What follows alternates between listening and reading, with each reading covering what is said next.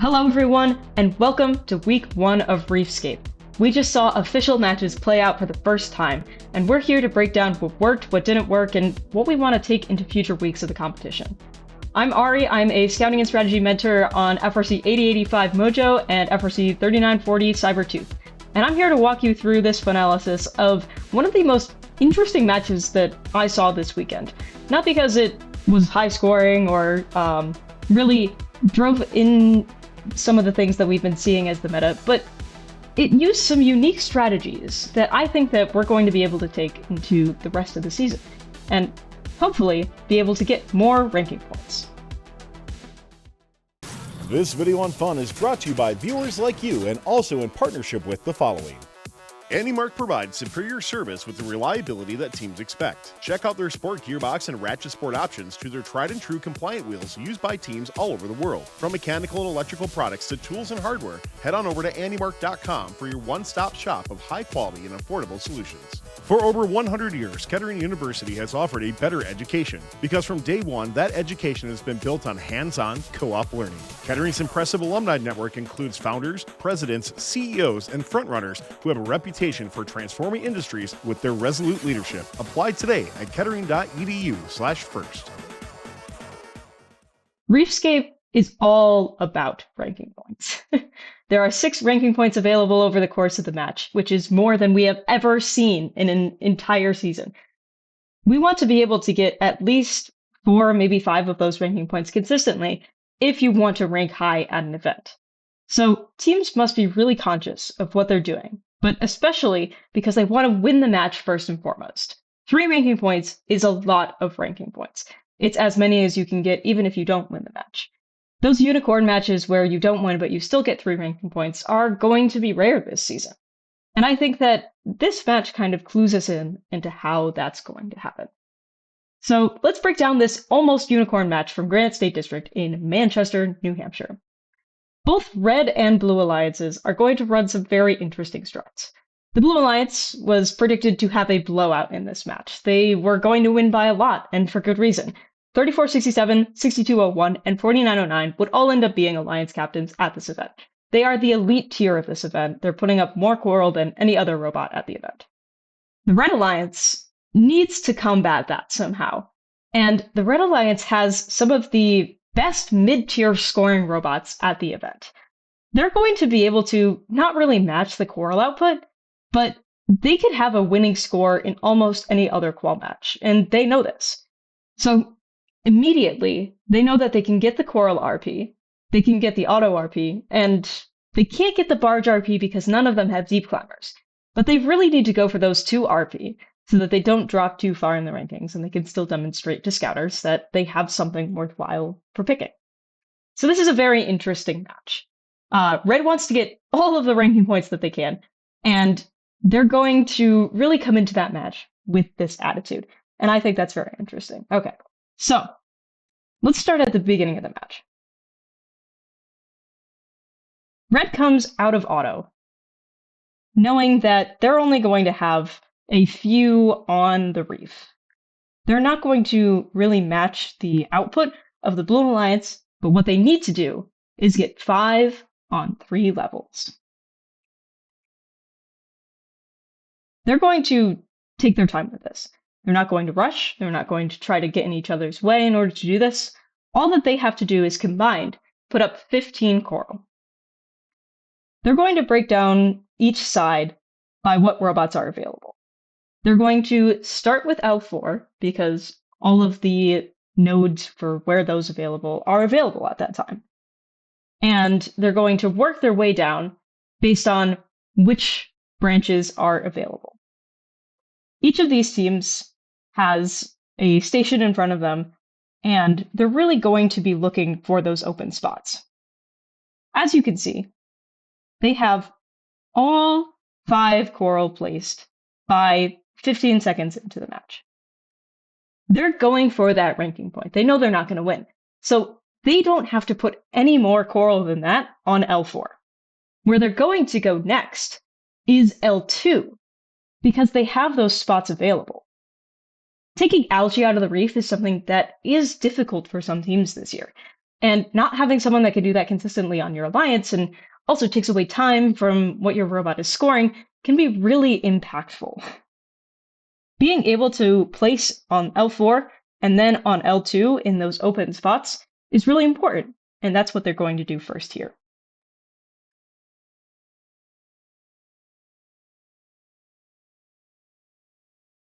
They're each going to take a side of the reef, they're staying out of each other's way, and they're going to work well, as one red robot, 811, takes out algae from the reef.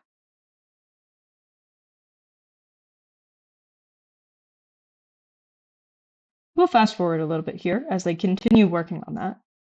Once they have the algae and all of their coral spots kind of taken out, they move up to L3 in order to get those last second ones, and they know that they can match that output, so they're going to continue to do so.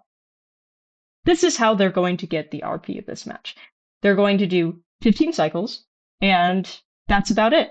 They know that they have the auto RP, they're going to get the coral RP, they know that they can't get the barge RP because none of them have deep climbers, so they're going to spend the last seconds going for the reef still, not climbing, but just parking, because they don't have the win. And that's okay. This strategy played out well for Red. They were able to get the 2 ranking points that they needed out of this match. And I think that it really gives us a good idea of what teams will be running at that sort of mid-level to try to get that ranking point. I think that it's very interesting to see this ranking point being scored by mid-level teams at this level of competition. And I think that it's something that we will see more of this season. Going from L4 to L2 to L3 makes the most amount of sense if your alliance can't de-algify in time, and I think that really worked out well for them. Now I think a strategy that we'll see in later weeks is what we're going to be looking at on the Blue Alliance. So let's look at this match again, but on the opposite side of the field. Right away, you can tell that this alliance is really prepped for making this RP, getting those 6 ranking points. All of their autonomouses have been hitting all day. 3467, Wyndham Windup, and 4909 have some of the most consistent autos at the event. They are some of the only teams that can hit a consistent free coral auto at the event, and they know that even if they only hit 2 of those 3, they will still be ahead and in the right zone for getting that barge RP. So Wyndham hits 2, and then brings over another one. 4909 hits 2, and then 6201 is also going to hit 1, and 4909 only hit 2 that match, but that's okay. They are already at 5. They already have one of those 4 coral layers, and they don't have to do L4 anymore. But you'll see that at the start of this match, all of the teams go for L4. And I think it is very important to note that here, because they still need to secure the win. They know that this team of red robots is nothing to mess with. They know that if they mess up somehow or they just go for the coral ranking point, there is a chance that they can lose this match. So what they do is they fill out L4 with as much coral as they can. So they have more than they need on that level. They know they have time that they can compensate at that point. But what they're really trying to do here is secure the win. And also, this gives time. I'll rewind for a second here. This gives Wyndham time to do something here. What they're going to do is they're going to place that coral on L4 and then grab the algae and head straight to the processor. Being able to score on a cycle is really important. You can't just be pulling algae off of the reef because it doesn't score you points. By making that one cycle and going for that coral, they really show that they are going to score a point there and then go to the processor. Doing a processor cycle on its own, not worth a lot of points. Doing that cycle, worth a lot of points, secures the win. Very good cycle for them. Wyndham is going to continue doing the processor here, but not in a way that you might expect. They do 2 there because they know that they need to do 3 in order for they need to do 2 in the processor in order to get something they need to do in the processor in order to get that ranking point threshold down in order to get those 6 ranking points. But from there, they know that no one on the opposite side of the field can really do the processor. And they want co-op this match.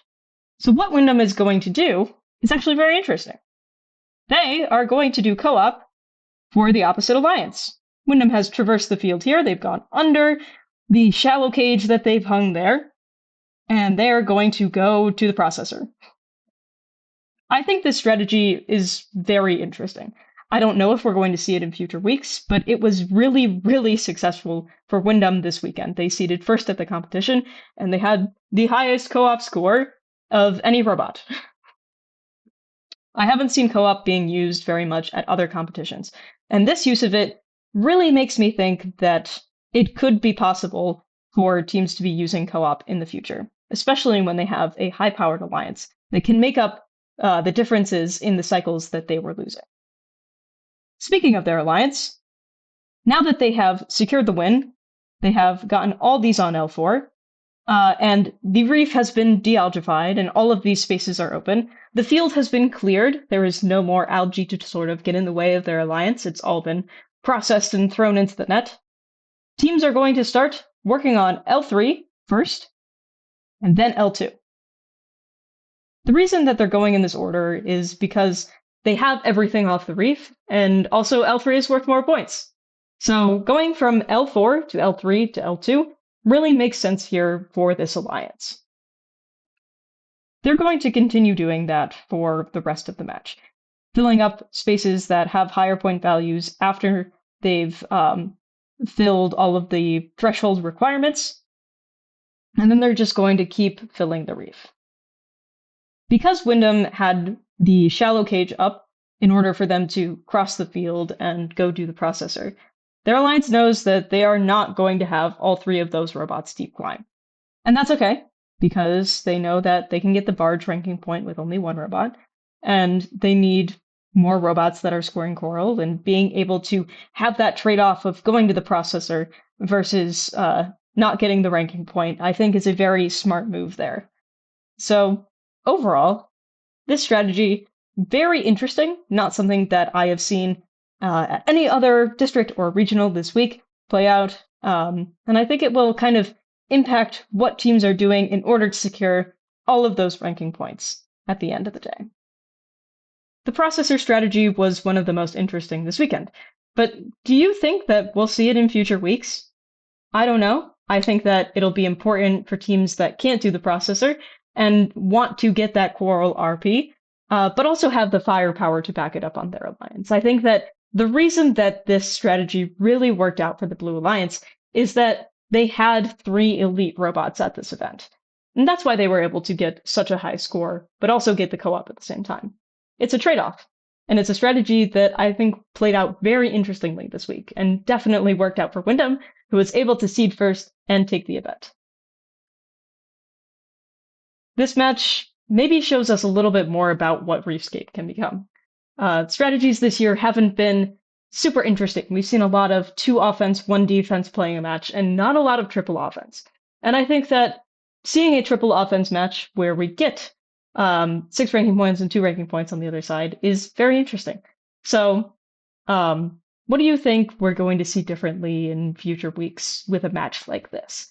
I think that we could see some evolution of, as teams get better, they're doing the processor less and they'll need that less. But I also think that at lower levels of this competition, this is a completely valid strategy.